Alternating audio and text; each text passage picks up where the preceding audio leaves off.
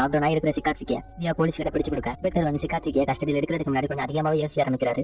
போன எபிசோட்லயே பார்த்திருப்போம், இன்ஸ்பெக்டருக்கு அந்த ஒலிவியா மேல அந்த அளவுக்கு ஈடுபாடு கிடையாது. அப்படின்னா அவன் வந்து ஒரு கிரிமினல், இவங்கெல்லாம் போலீஸா இருந்துகிட்டு அவங்க ஹெல்ப் கேட்க வேண்டிய நிலைமையில இருக்காங்கல்ல, மாதிரியான ஒரு தயக்கம் அவர்கிட்ட ஃபர்ஸ்ட் டைம் இருக்கதான் செஞ்சுச்சு. ஆனா இன்ஸ்பெக்டர் என்ன 2 கிரிமினல்ஸ் நீங்க இருக்காங்க, அவங்களை பிடிக்கிறதுக்கு எங்களால முடிஞ்சது நாங்க பண்ணுவோம்னு சொல்ல, ஒருவருக்கும் பண்ண வேண்டாம், நான் எல்லாத்தையும் பாத்துக்கிறேன், அதை பிடிச்சிட்டு நானே உங்களுக்கு கால் பண்ணுவேன். அது மட்டும் இல்லாம சிக்காட்சிக்கு பிடிக்கிற வேலை ஈஸி ஆக்குனதுக்கு இந்த பையன் காரணம் பாக்கிய பார்த்து சொல்ல, அப்பதான் பாக்கி ஒலிவாவை பத்தி ஒரு விஷயம் கேட்க ஆரம்பிக்கிறான். என்ன அப்படின்னா, உன்னோட அட்டாக்கிங் ஸ்டைல் வந்து எந்த ஒரு மார்ஷல் ஆர்ட்ஸ் மாதிரியுமே இல்லையே, அது மட்டும் இல்லாம இவ்வளவு பெரிய பாடி எத்தனை அப்படின்ற மாதிரி கேட்கும்போது ஒலிவா பாக்கி கிட்ட வந்து உங்களுக்கு தெரியுமா, லவ் தான் ஒருத்தர் ஸ்ட்ராங் ஆகும். இந்த மாதிரி இந்த கான்வர்சேஷன் நீங்க எண்ட் ஆகாது, சீனை கட் பண்ணிட்டு அன்னைக்கு நைட் போலீஸ் டிபார்ட்மெண்ட்ல டேட்டா பேஸ் ரூம்ல என்ன நடக்குது அப்படின்னு பாத்தீங்கன்னா, ஒலிவா வந்து இன்னும் 2 கைதிகள் மிச்சிருக்காங்கல்ல, அவங்கள பத்தின டேட்டா பாத்துட்டு இருக்கான். அதையும் பர்டிகுலரா டோயிலேவை பத்தி தான் ரிசர்ச் பண்ணி பாத்துட்டு இருக்கான். இந்த மாதிரி பாத்துட்டு இருக்கும்போது ஒரு ஃபீமேல் போலீஸ் வந்து காஃபி கொண்டு வந்த மாதிரி இருக்கும். ஆக்சுவலி பர்டிகுலரா அவங்கள பார்த்தா ஃபீமேல் போலீஸ் மாதிரியே தெரியல. அவங்க வந்து அந்த காப்பியுமே சர்வ் பண்ண ஒலிவாவை எடுத்து குடிக்க ஆரம்பிக்கிறான். அப்பதான் அந்த காப்பி சர்வ் பண்ண ஃபீமேல் போலீஸ் வந்து இல்ல தெரியுது டோயிலே ஃபேஸை பாத்துட்டு இந்த ஃபேஸை பாக்குறதுக்கு ஸ்கேரியா இருக்கு அப்படின்ற மாதிரி சொல்றாங்க. இவன் கிட்ட தான் கேட்டு டோக்கியில இருக்கணும் அப்படின்னு சொல்லும்போது அப்பதான் ஒலிவா இவன் மேபி கிட்ட எங்கேயாட்டும் கூட இருக்கலாம் அப்படின்னு சொல்ல, சடனா ஒரு ஆம்பளை குரல், கொய்யால உனக்கு பின்னாடி கூட இருக்கலாம் அப்படின்னு ஒரு வாய்ஸ் கேட்ட உடனே ஒலிவாவோட ஃபேஸை பார்க்கணுமே. ஷாக்கோட பின்னாடி திரும்பி பார்த்தா டோயிலே இப்படி செக்யூரிட்டி ஃபேக் பண்ணி உள்ள வந்தாலும் தெரியல.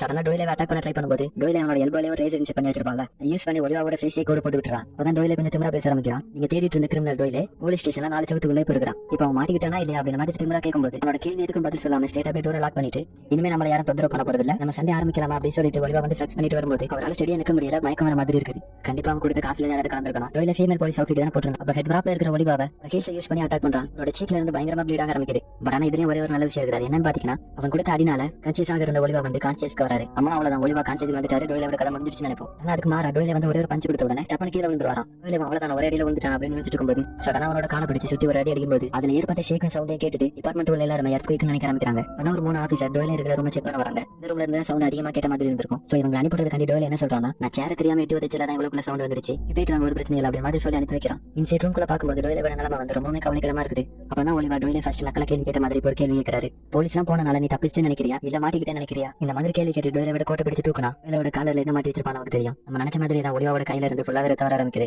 ஒலிவா அந்த அதிர்ச்சியில இருக்கும்போது டோயிலே அவனோட ஃபுல்லா கொடுத்து அட்டாக் பண்ண ஆரம்பிக்கிறான். அப்ப அந்த ரூம் நோக்கி 2 பேர் வர ஆரம்பிக்கிறாங்க. அது யார் அப்படின்னு பாத்தீங்கன்னா இன்ஸ்பெக்டர் அண்ட் ஷிபுகா, இவங்க 2 பேரும் தான். இன்ஸ்பெக்டர் அந்த ரூம்குள்ள ஒலிவாவை பார்த்துட்டு என்னடா பண்ணி வச்சிருக்க அப்படின்னு மாதிரி பாத்துட்டு இருக்காரு. இன்ஸ்பெக்டர் அப்ப நாங்க நடந்ததெல்லாம் பார்த்துட்டு இது எல்லாத்துக்குமே ஒரு நல்ல எக்ஸ்பிளேஷன் வச்சிருப்பேன் நம்பர் அப்படின்னு சொல்லி கேட்கும்போது மாதிரி இன்ஸ்பெக்டர் சீரியஸா கொஸ்டின் கேட்க அவர்கிட்ட ஃபன் பண்ண ஆரம்பிக்கிறான். இன்ஸ்பெக்டர் என்ன மாதிரியான ட்ரைனிங் கொடுக்குறீங்க ஃபீமேல் போலீஸுக்கு? நான் அடிஷ் ஆகிட்ட கொஞ்சம் தான் வளைஞ்சு பேசணும்னு ஆசைப்பட்டேன். நீ குத்துறாம இருக்கிறா சொன்னா நீ நம்ம மாட்ட கத்தி எடுத்து கூட குத்திட்டாப்பா. இவனை பாரு கத்தி எடுத்து குத்துன தரம் கூட என்ன இருக்குது. இந்த மாதிரி கத்தி எடுத்து ஸ்டாப் பண்ண இடத்தையுமே காமிக்கிறான். இப்போ அந்த போலீஸ் ரூம் அந்த வெண்ட் வெளியே தப்பிச்சு போயிட்டாங்க. அதை தானே சொல்ல வரேன், கரெக்டா சொல்ல அப்படிதான் ஷிபுகாவை நம்ம சொல்லும்போது தான் நமக்கே தெரியுது உனக்கு ஆல்ரெடி ஷிபுகாவை தெரியும் அப்படின்னு. அதான் இவன் ஷிபுகாவை கண்டுபிடிச்ச அந்த ஆக்கி அப்படிங்கிற டெக்னிக் பத்தியும் பேச ஆரம்பிக்கிறான். சரி ஃபர்ஸ்ட் இருந்து ஃபாலோ பண்ணிட்டு இருக்கீங்க ஆக்கி என்ன டெக்னிக் உங்களுக்கு தெரிஞ்சிருக்கும். இந்த மாதிரி ஷிபுகாவை பத்தி பேசி முடிக்க நான் ஒலிவா ஷிபுகாவை ஸ்டைல் யூஸ் பண்ணி சண்டை போறவங்க கிட்ட ஃபோர்ஸ் யூஸ் பண்ணி ஜெயிக்க முடியாதுன்னு கேள்விப்பட்டேன். அவன் ஷிபுகாவை ஸ்டைல் அப்படின்னு மென்ஷன் பண்றது வந்து ஆக்கி தான் சொல்றான்.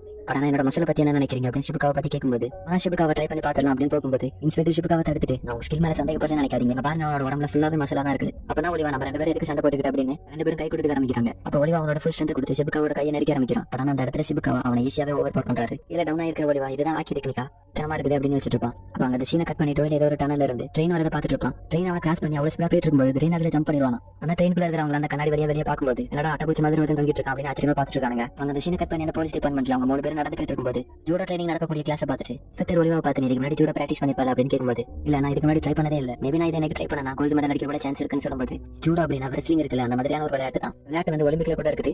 நீங்க உங்களோட ஆப்பனண்டோட முதுகு படுற மாதிரி கீழே வீசினீங்கன்னா உங்களுக்கு பாயிண்ட் கிடைக்கும். அப்பதான் இன்ஸ்பெக்டர் இந்த ஆட்கள் கொஞ்சம் பேர் ஒலிம்பிக் லெவல் பிளேயர்ஸ் அப்படின்னு சொல்லும்போது ஒலிவா வந்து அப்ப இது கூட வந்து நல்லதாச்சு அப்படின்னு சொல்லுவான். இப்போ இன்ஸ்பெக்டர் ஒலிவாவை உள்ள கூட்டிட்டு போயிட்டு அங்க இருக்கக்கூடிய எல்லாருக்கிட்டையும் எனக்கு இவங்க கூட சேர்ந்து ஜூடோ பிராக்டிஸ் பண்ண போறான்னு சொல்ல அங்க இருக்கிற எல்லாருமே ஒரு மாதிரி பாத்துட்டு இருப்பாங்க. அப்பதான் இவங்க ஒரு யூனிஃபார்ம் எடுத்து சொல்லி ஒலிவாவை அனுப்பி வைக்கிறாரு. அப்பதான் ஷிபுகாவை இன்ஸ்பெக்டரை பார்த்து வந்து ஒரு கிரிமினல் இது உனக்கு ஓகேவா படுது அப்படின்னு கேட்கும்போது அந்த ஃபர்ஸ்ட் அவன் சேஃபா செக் பண்ணி பார்த்துட்டு அவன் சேஃப் தான். அது மட்டும் இல்லாம அவனால யாரும் கேஸ் ஃபைல் பண்ணாத வரைக்கும் பிரச்சனை இல்ல. நீங்க கியூரியஸா இருக்கிறதே என்ன மாதிரியான ஜூடோ யூஸ் பண்ணுவாங்கறத பாக்குறதுக்காண்டி தான். இன்ஸ்பெக்டரோட நோக்கத்தை வச்சு பார்க்கும்போது ஒலிவாவை ஏதாவது ஒரு வகையில கேவலப்படுத்தணும்னு நினைக்கிற மாதிரி தோணுது. அப்பதான் ஒலிவா அவனுக்கு யூனிஃபார்ம் போட்டு வருவான். ஆனா அது வந்து அவனுக்கு ரொம்பவே டைட்டா இருக்கிறனால யூனிஃபார்ம்ல இருக்கிற ஸ்லீவ் மட்டும் கிழிச்சிருந்துருவான். அந்த ஸ்லீவ் கிழிச்சிருந்தது மட்டும் இல்லாம நான் இன்னைக்கு பிளாக் பெல்ட்ல 6th டான் போறேன் அப்படின்னு சொல்லுவான். பிளஸ் சொல்லணும்னா கராத்தேல பிளாக் பெல்ட் போன பிறகு அந்த பிளாக் பெல்ட்க்கு அப்புறம் அவங்க ஒவ்வொரு ஸ்டெப்பா மேல போக ஃபர்ஸ்ட் டான் செகண்ட் டான் அப்படி நம்பர் கூடிக்கிட்டே போகும். சோ அந்த மாதிரி இவன் வந்து இன்னைக்கு 5th டான் எடுத்துறேன்னு சொல்ல எல்லாருமே ஒரு மாதிரி திருத்திரு முடிச்சிட்டு இருப்பாங்க. அப்பதான் இன்ஸ்பெக்டர் ஒலிவாவை பார்த்து சாரி 5th டானா ஜூடோல பிளாக் பெல்ட் வந்து அந்த மாதிரி ஒர்க் ஆகுறது இல்ல, ஜூடோல பிளாக் பெல்ட் வாங்குறதுக்கு நிறையவே டெஸ்ட் எழுதணும். அது மட்டும் இல்லாம உங்களோட கேரக்டர் ஜட்ஜ் பண்ணி யூஸ் பண்ணக்கூடிய டெக்னிக் ஐடியாலஜி இதெல்லாம் பொறுத்து தான் உங்களுக்கு பிளாக் பெல்ட்டே தருவாங்க. அப்ப அந்த பிராக்டிஸ் பண்ணிட்டு இருந்த எல்லாருமே ஒலிவாவை பார்த்து வெறும் மசாலால ஜூடோல யாராலையுமே ஜெயிக்க முடியாது, இதுக்கு நிறைய டெக்னிக்ஸ் ஆப்னட் எப்படி ரீட் பண்ணணும் அப்படிங்கறது தெரிஞ்சிருக்கணும். இல்ல நீங்க ஸ்டேட் ஆஃப் ரிட்டர்ன் போறத பத்தி பேசிட்டு இருக்கீங்க அப்படின்னு சொல்லும்போது இன்ஸ்பெக்டர் அவனுக்கு ஒரு ட்ரை கொடுத்து பாருங்க அப்படின்னு சொல்றாரு.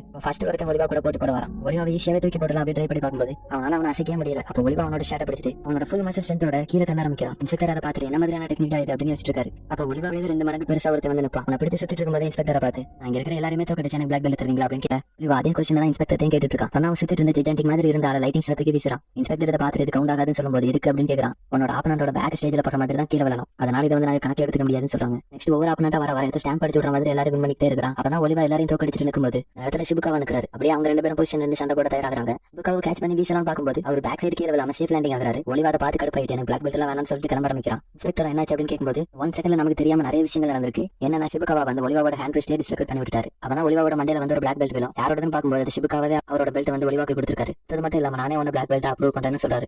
அப்படியே அங்க அந்த சீனை கட் பண்ணி இந்த சீரிஸ்ல ஒரு புது கேரக்டர் இன்ட்ரோடியூஸ் பண்றாங்க. சோ அவரோட நேம் என்னன்னா ஷினோகி கோஷோ. நம்ம வந்து அவரை கோஷோனே கூப்பிடலாம். சோ இவன் வந்து ஷான்கேக்கி அப்படிங்கிற ஒரு கராத்தே ஸ்டைல் யூஸ் பண்றான். இவன் யூஸ் பண்ணக்கூடிய ஸ்பெஷல் டெக்னிக் என்னன்னு பாத்தீங்கன்னா கோட் கட்டிங். சோ இந்த டெக்னிக்கை யூஸ் பண்றது மூலமா உன்னால ஒருத்தர் உடம்புல இருக்கிற நர்வ்ஸ், உடம்புல பிளட் போகக்கூடிய பைப் இருக்கும்ல, அது கூட அவனால கட் பண்ண முடியும். இதெல்லாம் காட்சிமியோட ஸ்டூடெண்ட் முன்னாடி செஞ்சு காமிச்சிட்டு இருக்காரு. காட்சிமி எப்பவுமே வித்தியாசமான மார்ஷல் ஆர்ட்ஸ் அவரோட ஸ்டூடெண்ட்ஸ் காமிச்சு இன்ட்ரெஸ்ட் ஏத்திக்கிட்டே தான் இருக்காரு. ஆனா கோர்ஸ் அங்க இருக்கிற ஸ்டூடெண்ட்ஸ் கிட்ட கராத்தே, குங்ஃபு, கிக் பாக்ஸிங் இந்த 3லயுமே பொதுவா யூஸ் பண்ணக்கூடியது கை 2 கால் 2 இந்த 4 தான் நம்ம அதிகமா யூஸ் பண்ணுவோம். ஒவ்வொரு ஸ்டைல பொறுத்த வரைக்கும் டெக்னிக்ஸ் மாறும். அதனால அந்த டிப் ஆஃப் தி லிம்பை வச்சு நீங்க பல டெக்னிக்ஸ் உருவாக்கலாம் அப்படின்ற மாதிரி சொல்றாரு. சோ அந்த மாதிரி அங்க சீனை கட் பண்ணி கோசோ காட்சிமி அவங்க 2 பேரும் ஒரு கஃபேல வந்து பேச ஆரம்பிக்கிறாங்க.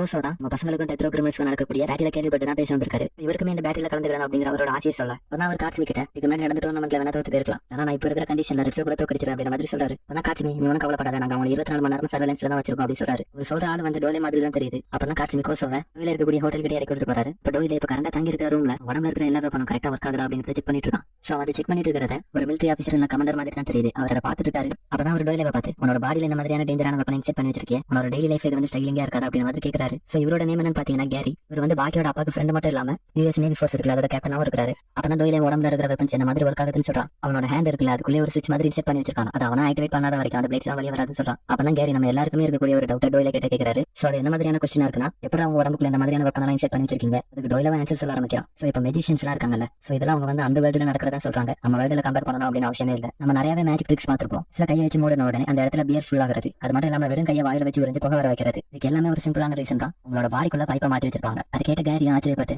பைப்பை எப்படி பாடிக்குள்ள இம்ப்ளான் பண்ண முடியும் அப்படின்னு சொல்லி ஆச்சரியப்பட ஆரம்பிக்கிறாரு. உங்களால நம்ப முடியல அப்படிங்கறது என்னாலையும் புரிஞ்சுக்க முடியுது. இந்த மாதிரி பைப்பை பாடிக்குள்ள இம்ப்ளான் பண்றது வந்து வேஸ்ட் நினைக்கிறீங்களா? நிறைய பேர் இதை வந்து ஒர்த்தா நினைச்சிருக்காங்க. இவங்க வந்து பயங்கரமா பணம் செலவு பண்ணி இந்த மாதிரியான சர்ஜரி பண்ணுவாங்க. சோ இப்பதான் எனக்கு புரியுது உங்களை மாதிரியான கிரிமினல்ஸ் உங்களோட ஸ்ட்ரென்த் இம்ப்ரூவ் பண்றதுக்கு இந்த மாதிரியான சர்ஜரி பண்றீங்க. இப்ப நமக்கே தெரியாத ஒரு டெக்னிக் யூஸ் பண்றாங்க. ஒவ்வொரு ஃபிங்கரும் ஒவ்வொரு டெக்னிக் வச்சிருப்போம் போல. சோ அப்ப அந்த ரூமோட காலிங் பெல் யாரும் அடிக்கிற மாதிரி இருக்கும். கேரி என்று ஓபன் பண்ணா அவரே அடிச்சு போட்டு யாரோ உள்ள வர ஆரம்பிக்கிறாங்க. சோ யார் அப்படின்னு பார்க்கும்போது கோசோ தான். ஸ்ட்ரைட்டா உள்ள வந்து கோசோ டோயில கிட்ட போய் வந்து டிஃபீட் தேடி அலைஞ்சிட்டு இருக்கேன்னு கேள்விப்பட்டேன். இது வந்து ஒன்னு மேட்ச் இல்லன்னு உனக்கே தெரியும். நீ உட்கார்ந்திருக்கிற சீட்ல இருந்து எந்திரிக்காதன்னு சிட்ட சொல்ல டோயில அதெல்லாம் கேட்காம எந்திரிப்பானா. அவனோட த்ரோட்லயே ஒரு கிக் விழும். இந்த கிக்கோட எஃபெக்ட் டோயில வந்து பயங்கரமா துடிக்க ஆரம்பிக்கிறான். டோயில அவ்வளோ அடி வாங்கின பிறகு எழுந்திரிச்சு வந்து அவனோட ரேசர் டெக்னிக் யூஸ் பண்ணி கோசோட நெக்லே வெட்டலாம் பார்ப்பான். ஆனா அதே ஸ்பாட்ல கோசோ வந்து டோயிலைக்கு அட்டாக் பண்ணாலே மறுபடியும் மூச்சோட திணற ஆரம்பிக்கிறான். அந்த ஃபைட் அங்க கட் பண்ணி பாக்கி மார்ச் மாட்டோம் இவங்க 2 பேரும் தான் காமிக்கிறாங்க. அந்த இடத்துல மார்ச் மாட்டை கல்ல த்ரோ பண்ணி விளையாண்டுட்டு இருப்பாங்க. அப்பதான் பாக்கி மார்ச் மாட்டை கிட்ட எனக்கு அவ்வளவு நடந்த பிறகு எதுக்கு மேல கோபப்படாம இருக்கு அப்படின்னு கேட்கும்போது யாரோ அந்த இடத்துக்கு வர மாதிரி இருக்கும். சோ வந்தது ஹனயாமா தான். ஹனயாமா வந்த உடனே பாக்கி பார்த்து உனக்கு பின்னாடி இருக்கிற அந்த பொண்ணு தான் உனக்கு வேணுமா இல்ல உனக்கு பொண்ணு தான் வேணுமா அப்படின்னு கேட்கும்போது பாக்கி நீங்க சொல்றது எனக்கு புரியல அப்படின்னு சொல்லுவான். இந்த பொண்ணு இல்ல உனக்கு பொண்ணு தான் வேணும்னா உனக்கு தேவையானதை என்னால தர முடியும் அப்படின்ற மாதிரி சொல்லும்போது சோ இந்த சீனே ரொம்ப இன்டென்ஸா இருக்கும். பாக்கி வந்து எதுவுமே சொல்லாம இருப்பான். அப்பதான் மார்ச் மாட்டே சொல்லுவாங்க. பாக்கி அவளை பேச விடாம நீ இதை பத்தி தான் பேச வந்தா சதங்கட்டாம பேர் அப்படின்னு ஹனயாமா பார்த்து சொல்லும்போது அப்பதான் ஹனயாமா ஓ எனக்கு இப்பதான் புரியுது அவ இருக்கிறனால உன்னால ஆன்சர் பண்ண முடியல அப்படிதானே.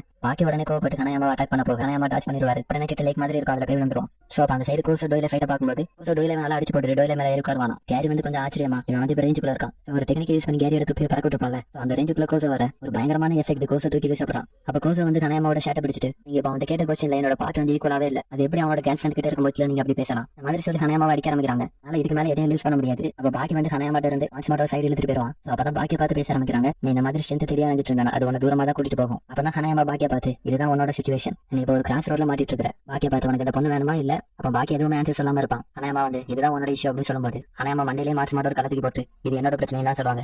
இந்த தடவை அவர் கேட்டு வந்து அந்த மாதிரி மீன் பண்ணி கேட்ட மாதிரி தெரியல. இந்த தடவை உனக்கு இந்த பொண்ணு வேணுமா அப்படின்னு கேட்டு வந்து வா வேணுமா இல்ல பாக்கி வந்து வேற ஸ்ட்ராங்கஸ்டா மாறும் ஆசைப்பட்டு இருக்காங்க இந்த கோலை பார்த்து ஓட போறியா அப்படின்னு கேட்ட மாதிரி தான் இருந்துச்சு. ஹனயாமா வந்து நீங்க 2 பேரும் சேர்ந்து டிசைட் பண்ணுங்க அப்படின்னு சொல்லிட்டு கிளம்பிடுவாரு. அப்ப அந்த சீனை கட் பண்ணி கோசோ டோயில ஃபைட் பார்க்கும்போது கோசோ ஒரு ஸ்டான்ஸ்ல அந்த டோயில அட்டாக் தாண்டி வெயிட் பண்ணிட்டு இருக்கான். பட் ஆனா டோயில கிட்ட நெருங்கி வரதான் செய்யறானே தவிர ஒரு மூவ் மேக் பண்ண மாதிரி தெரியல. கோசோ வந்து ஃபுல் அவரா இருக்கிறான். நீ எப்படி அட்டாக் பண்ணா அது கவுண்டர் கொடுத்துருவேன். கோசோ காட்சி ஸ்டூடெண்ட்ஸ் சொன்ன மாதிரி தான் டோயில விட கை கால் இந்த 4 தவிர வேற எதுவுமே ஃபோக்கஸ் பண்ண மாதிரி தெரியல. சோ இதுவே கோசோவோட ஒரு வீக்னஸா இருக்கிறதுக்கு வாய்ப்பு இருக்குது. பட் டோயில ஹேண்ட் மூவ் பண்ண உடனே கோசோ வந்து அட்டாக் பண்ண போறான். டோயில அவரோட ஃபிங்கர் யூஸ் பண்ணி அவரோட ஓன் செஸ்ட்லயே ஒரு பிளாஸ்ட் உருவாக்குறான். அந்த பிளாஸ்ட் ஸ்டேட் டேமேஜ் வாங்குறது கோசோவோட ஃபேஸ் தான். சரி டோயிலோட செஸ்ட் ஏதோ ஆகலையா அப்படின்னு கேட்கும்போது வந்து அவனோட செஸ்ட்ல வந்து ஒரு ஆர்மர் வேர் பண்ணிருக்கான். சோ இதெல்லாம் பார்த்த கேரி வந்து இதெல்லாம் நீ ஃபைட்னு சொல்றியா எக்ஸ்ப்ளோசிவ் இதெல்லாம் யூஸ் பண்றதா நீ ஃபைட்னு சொல்றியா சரி அப்ப நீங்க எதை ஃபைட்னு சொல்றீங்கன்னு டோயில கேட்கும்போது இப்போ தான் நம்ம எல்லாருக்குள்ளயுமே ஒரு டவுட் இருந்திருக்கும். அந்த டவுட் வந்து டோயில கிளியர் பண்றான். டோக்கியோக்கு வந்து அந்த 5 கிரிமினலும் டிஃபீட் காண்டி தான் ஏங்குறாங்க. இப்போ எதுக்கு இந்த மாதிரி டேட்டியா ஃபைட் பண்ணணும் அப்படின்னு உங்களுக்கு தோணிருக்கும். தோணலன்னா நீங்க இந்த சீரிஸை ஒழுங்கா பார்க்கலாம் இருக்கும். கேரி டோயில பார்த்து இப்ப நம்ம 2 பேரும் ஃபைட் பண்ணணும்னு வச்சுக்கேன். இப்போ உனக்கு கன் எடுத்து சுட்டா அது வந்து நீ ஃபேர்னு சொல்லுவியா? இப்போ டோயில எப்படி ரிப்ளை பண்றான் அப்படிங்கறத நம்ம பார்க்கணும். என் கூட ஃபைட் பண்ணும்போது அந்த ஃபைட்ல நீங்க வின் பண்ணணும்னா எதுக்கு நீங்க கண்ணை ட்ரிகர் பண்ணக்கூடாது? அப்ப கேரி கொஞ்சம் ஆன்சர் பண்ண திணறும்போது